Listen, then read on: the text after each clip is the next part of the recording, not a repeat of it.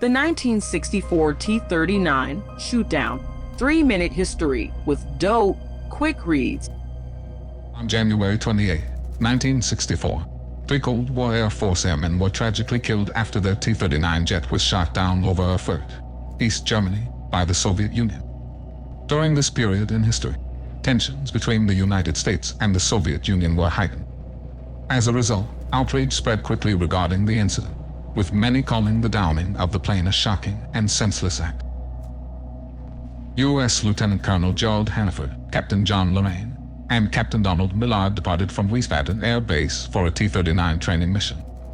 The training mission progressed until 47 minutes into the flight.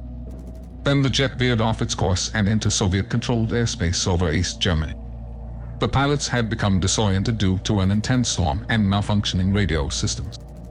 As a result, they veered an estimated 100 miles off course. Many attempts to alert the pilots were unsuccessful. 2 Soviet aircraft pursued the T-39 jet, shooting it down an hour after takeoff. Soviet diplomat Georgy M. Kornienko justified the cold-blooded takedown by saying, "We have all grounds to believe this was not an error or mistake. One would not imagine that an airplane is flying 100 kilometers deep beyond a border and then not submit to orders to descend. It was a clear intrusion. The plane was intercepted, and then it did not obey orders."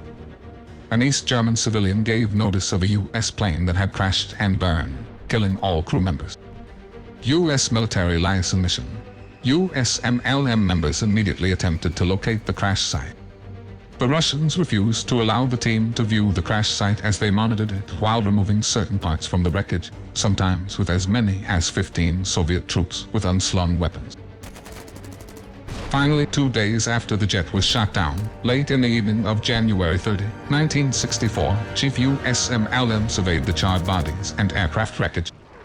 Following the preparation of an identification and evacuation statement, the remains were loaded into ambulances the following morning and transferred to a USAF C-130 aircraft headed to Wiesbaden for funeral services. A monument for the 3 airmen remains in Vogelsberg, Germany, where the local community continues to honor the crew annually. Shortly after the crash, a farmer in Erfurt contacted several airmen headquartered in West Berlin. He had found a ring that belonged to one of the fallen airmen and wanted to return it. The wedding ring belonged to Captain Lorraine and was promptly shipped back to his widow. The 1964 T-39 shootdown, 3-minute history with dope, quick reads.